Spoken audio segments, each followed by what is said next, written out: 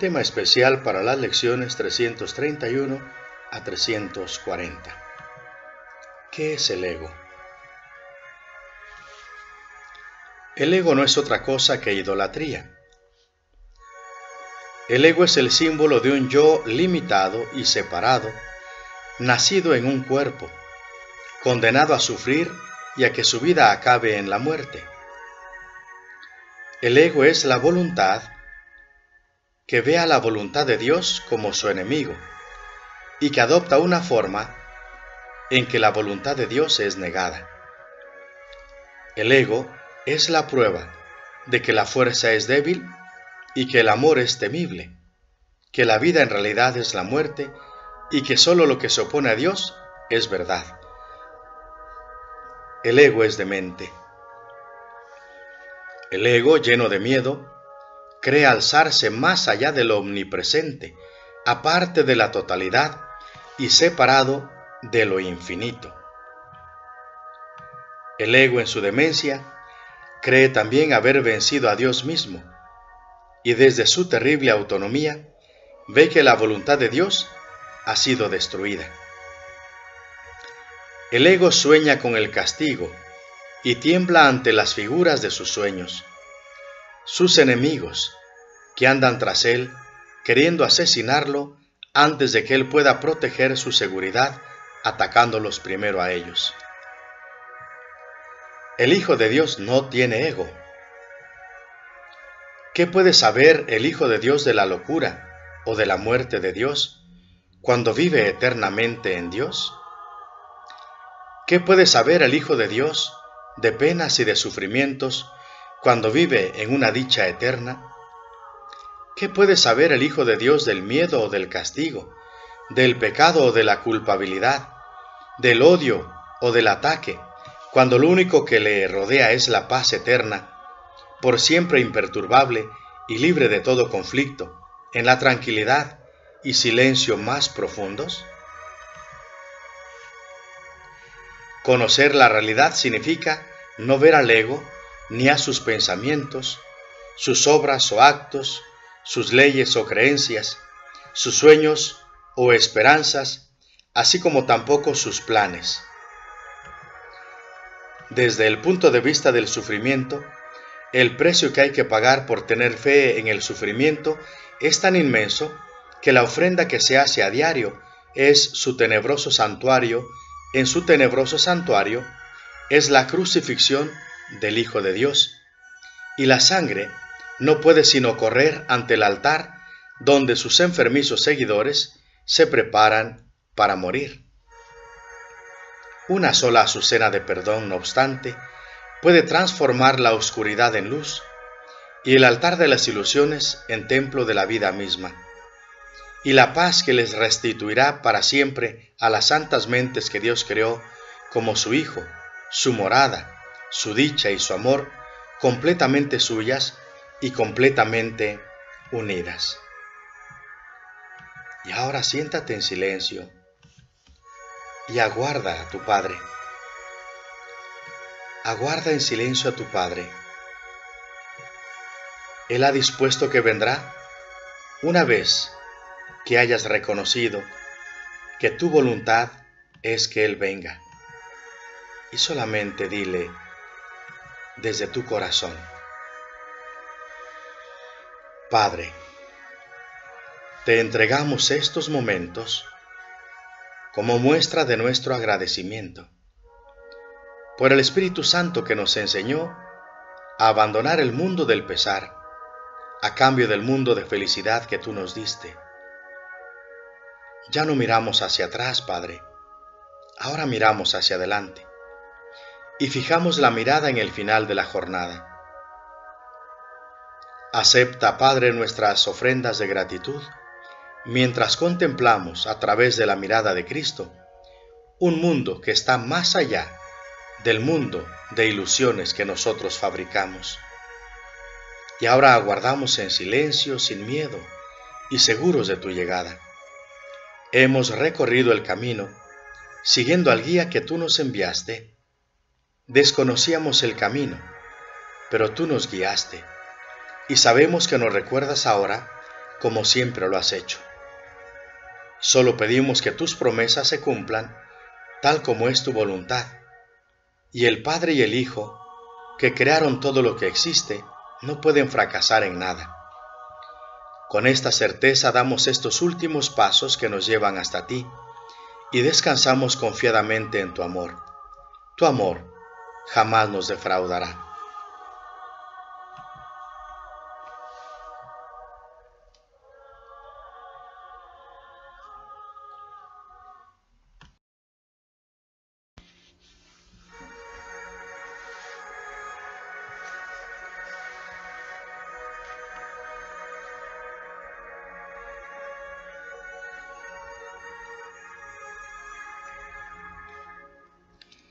Lección 335 del libro de ejercicios de un curso de milagros. Toma una respiración profunda, inhalando y exhalando. Elijo ver la impecabilidad de mi hermano. Elijo ver la plenitud de mi hermano y su conciencia de unidad. Perdonar es una elección. Nunca veo a mi hermano tal como es, pues eso está mucho más allá de la percepción.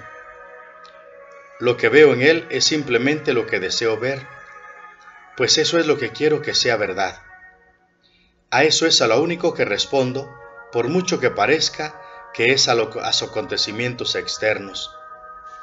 Elijo lo que deseo contemplar, y eso y solo eso es lo que veo. La impecabilidad de mi hermano me muestra que quiero contemplar la mía propia. La plenitud y perfección de mi hermano me muestra que quiero contemplar la mía propia, y la veré, puesto que he decidido ver a mi hermano en la santa luz de su inocencia, su plenitud y su totalidad.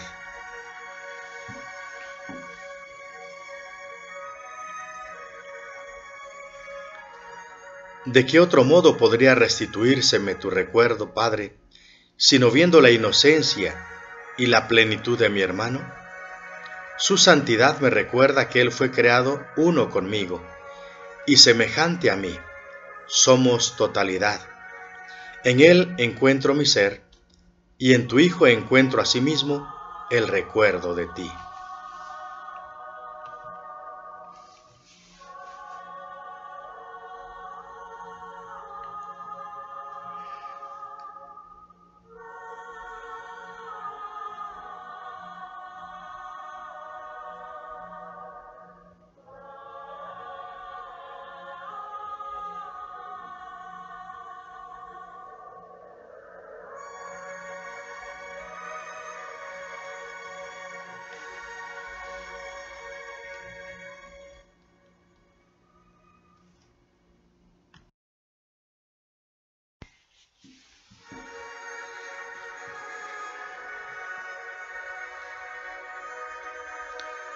Texto de un curso de milagros para la lección 335.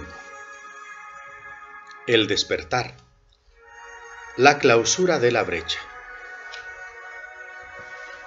No hay tiempo, lugar ni estado del que Dios esté ausente.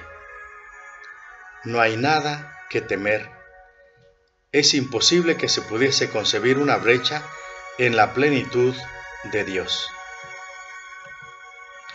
La transigencia, que la más insignificante y diminuta de las brechas representaría en su amor eterno, es completamente imposible. Pues ello querría decir que su amor puede albergar una sombra de odio, que su bondad puede a veces trocarse en ataque, y que en ocasiones Él podría perder su infinita paciencia. Esto es lo que crees cuando percibes una brecha entre tu hermano y tú. ¿Cómo ibas a poder entonces confiar en Dios? Pues su amor debe ser un engaño. Sé precavido entonces.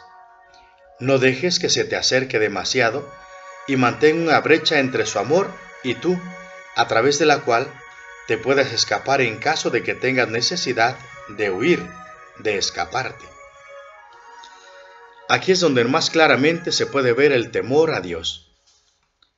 Pues el amor es traicionero para aquellos que tienen miedo, ya que el miedo y el odio siempre van de la mano. Todo aquel que odia tiene miedo del amor y por lo tanto no puede sino tener miedo de Dios. Es indudable que no conoce el significado del amor. Teme amar y ama odiar, y así piensa que el amor es temible y que el odio es amor. Esto es lo que inevitablemente le sucede a todos aquellos que tienen en gran estima a esta pequeña brecha, creyendo que es su salvación y su esperanza. El temor a Dios, el miedo a Dios, el mayor obstáculo que la paz tiene que salvar, no ha desaparecido todavía. Los demás ya han desaparecido, pero este todavía sigue en pie, obstruyendo tu paso y haciendo que el camino hacia la luz parezca oscuro y temible, peligroso y sombrío. Has decidido que tu hermano es tu enemigo. Has decidido que tu hermano es tu enemigo. Tal vez tu amigo en algunas ocasiones, siempre en sus diferentes intereses, siempre que sus diferentes intereses permitan su amistad por algún tiempo, pero no sin dejar de aparente brecha entre ustedes dos. En caso de que él se vuelva a convertir en tu enemigo, puedes escaparte a tiempo. Deja que se acerque a ti y te haces atrás. Acércate a él y él instantáneamente emprende la retirada. El acuerdo que establecieron fue tener una amistad cautelosa, de limitado alcance, cuya intensidad estuviese cuidadosamente restringida, de modo que lo único que tú y tu hermano hicieran fue establecer un pacto condicional, en el que uno de sus puntos era una cláusula de separación que tanto tú como él acordaron no violar, y convinieron que violarla sería una infracción del acuerdo de todo punto intolerable. La brecha entre ustedes no es el espacio que hay entre sus cuerpos, pues ese espacio tan solo da la impresión de dividir sus mentes separadas. La brecha entre ustedes es el símbolo de una promesa que se hicieron ustedes de encontrarse cuando les parezca y luego separarse hasta que los dos decidan encontrarse de nuevo. Y entonces sus cuerpos parecen ponerse en contacto y concertar un lugar de encuentro donde reunirse. Pero siempre es posible que cada uno siga su camino. Supeditado al derecho de separarse, acuerdan unirse de vez en cuando y mantener su distancia con intervalos de separación que los protejan del sacrificio del amor. El cuerpo los salva, pues los aleja del sacrificio total y les da tiempo para reconstruir una vez más sus yos separados, que creen que realmente menguan cuando se reúnen. El cuerpo no podría separar tu mente de la mente de tu hermano, a menos que quisieras que fuera la causa de su separación y distanciamiento. Por consiguiente, le atribuyes un poder que no posee. Esto es lo que hace que tenga poder sobre ti, pues ahora piensas que el cuerpo determina cuándo ustedes deben reunirse y que limita su capacidad de estar en comunión con la mente del otro. Y así, con esa creencia, el cuerpo te dice a dónde ir y cómo llegar hasta ahí, lo que es factible emprender y lo que no puedes hacer. El cuerpo te dice también lo que es tu salud y lo que tu salud puede tolerar, así como lo que le fatigaría y le enfermaría. Sus inherentes debilidades establecen los límites de lo que puedes hacer y hacen que tu propósito sea débil y limitado. El cuerpo se aventura a todo esto si ese es tu deseo. Permitirá solamente limitados desahogos de amor intercalados con intervalos de odio. El cuerpo se hará cargo de decidir cuándo puede amar y cuándo se debe refugiar en el miedo para mantenerse a salvo. El cuerpo enfermará porque tú no sabes lo que es amar. El cuerpo enfermará porque tú no sabes lo que es amar. De este modo, utilizarás indebidamente toda circunstancia y a todo aquel con quien te encuentres, y no podrás sino ver en ellos un propósito distinto del tuyo. El amor no exige sacrificios, pero el miedo exige el sacrificio del amor, pues no puede subsistir en su presencia. Para perpetuar el odio, es preciso temerle al amor y limitar su presencia solo a algunas ocasiones, manteniéndolo alejado del resto del tiempo. De esta manera, se le tiene por traicionero porque parece ir y venir a su antojo y no ofrecerte ninguna estabilidad. No te das cuenta de lo limitada y débil que es tu lealtad y de que cuán a menudo le es exigido al amor que se aleje de ti y que te deje solo y en paz. El cuerpo de por sí no tiene ningún objetivo. Es la excusa que tienes para los diversos objetivos que tienes y que le obligas a perseguir. No es su debilidad lo que te asusta, sino su falta de fuerza o debilidad. ¿No te gustaría saber que nada se interpone entre tú y él? ¿No te gustaría saber que no hay brecha tras la que puedas ocultarte? Los que descubren que su Salvador ya no es su enemigo, experimentan un sobresalto. Los que descubren que su hermano ya no es su enemigo, experimentan un sobresalto cuando se descubre que el cuerpo no es real, que suscita una cierta aprensión y se experimentan matices de aparente temor en torno al feliz mensaje de que Dios es amor. Dios es amor. Cuando la brecha desaparece, no obstante, lo único que se experimenta es paz eterna. No más de eso, pero tampoco menos.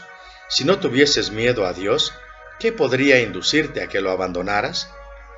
¿Qué juguetes o baratijas podría haber en la brecha que pudiesen privarte por un solo instante del amor de Dios? ¿Permitirías que el cuerpo dijese no a la llamada del cielo y no tuvieses miedo de perder tu ser al encontrar a Dios? Mas ¿cómo sería posible que perdieras tu ser al encontrar a Dios?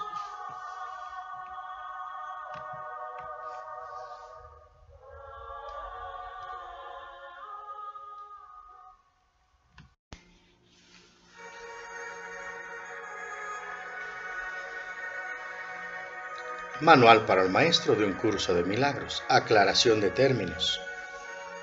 La percepción verdadera, el conocimiento. El mundo que ves no es más que la ilusión de un mundo. Dios no lo creó, pues lo que Dios crea tiene que ser tan eterno como Él. En el mundo que ves, no obstante, no hay nada que haya de perdurar para siempre. Algunas cosas durarán en el tiempo algo más que otras, pero llegará el momento en el que a todo lo visible le llegue su fin. Los ojos del cuerpo no son, por lo tanto, el medio a través del cual se puede ver el mundo real, pues las ilusiones que contemplan solo pueden conducir a más ilusiones de la realidad. Y eso es lo que hacen, pues todo lo que los ojos del cuerpo ven no solo no ha de durar, sino que además se presta a que se tengan pensamientos de pecado, de separación, de encapsulamiento y culpabilidad. Todo lo que Dios creó, por otra parte, está por siempre libre de pecado, no puede ser fragmentado y por ende, por siempre libre de culpabilidad. El conocimiento no es el remedio para la percepción falsa, puesto que al proceder de distintos niveles, jamás puede encontrarse. La única corrección posible para la percepción falsa es la percepción verdadera. Esta no perdura, pero mientras dure, su propósito será sanar. La percepción verdadera es un remedio que se conoce por muchos nombres: el perdón, la salvación, la expiación. La percepción verdadera son todos una misma cosa. Son el comienzo de un proceso cuyo fin es conducir a la unicidad, que los trasciende a todos ellos. La percepción verdadera es el medio por el que se salva al mundo de las garras del pecado y de la separación, pues el pecado no existe, y esto es lo que la percepción verdadera ve. El mundo se yergue como un sólido muro ante la faz de Cristo, pero la percepción verdadera lo ve solo como un frágil velo, tan fácil de descorrer que no podría durar más que un instante.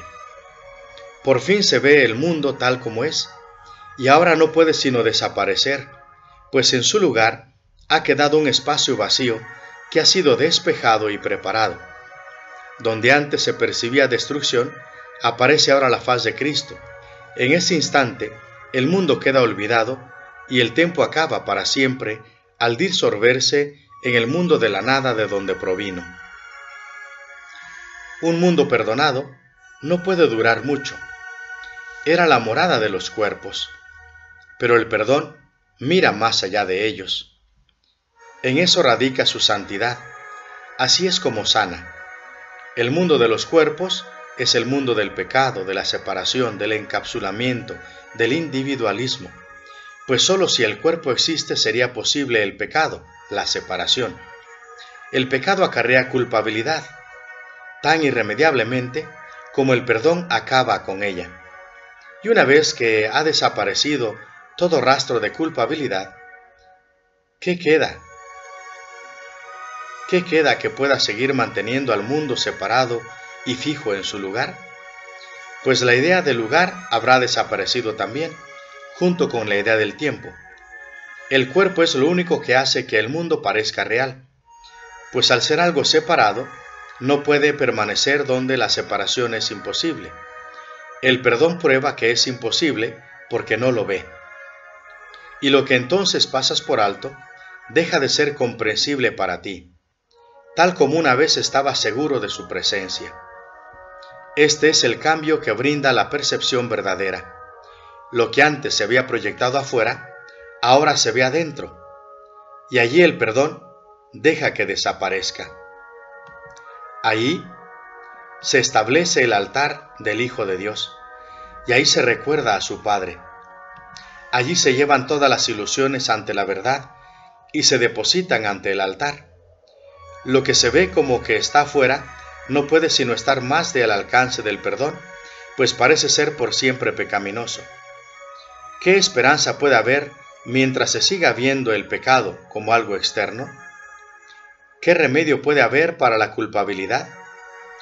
Mas al ver a la culpabilidad y al perdón dentro de tu mente, estos se encuentran juntos por un instante, uno al lado del otro, ante un solo altar. Ahí por fin, la enfermedad, su único remedio se unen en el destello de la luz curativa. La enfermedad y su único remedio, el perdón, se unen en un destello de luz curativa. Dios ha venido a reclamar lo que es suyo. El perdón se ha consumado. Y ahora, el conocimiento de Dios, inmutable, absoluto, puro y completamente comprensible, entra a su reino. Ya no hay percepción, ni falsa ni verdadera. Ya no hay perdón, pues su tarea ha finalizado. Ya no hay cuerpos, pues han desaparecido ante la deslumbrante luz del altar de Dios. Dios sabe que el altar de su Hijo, Dios sabe que ese altar es suyo, así como de su Hijo. Ahí se unen, pues allí el resplandor de la faz de Cristo hace desaparecer, pues allí el resplandor de la faz de Cristo ha hecho desaparecer el último instante del tiempo, y ahora la última percepción del mundo no tiene propósito ni causa. Pues ahí donde el recuerdo de Dios ha llegado finalmente, no hay jornada, ni creencia en el pecado, ni paredes, ni cuerpos. Y la sombría atracción de la culpabilidad y de la muerte se extingue para siempre. Oh hermanos míos, si tan solo supieran cuánta paz los envolverá y los mantendrá a salvo, puros y amados en la mente de Dios, no harían más que apresurarse a encontrarse con Él en su altar.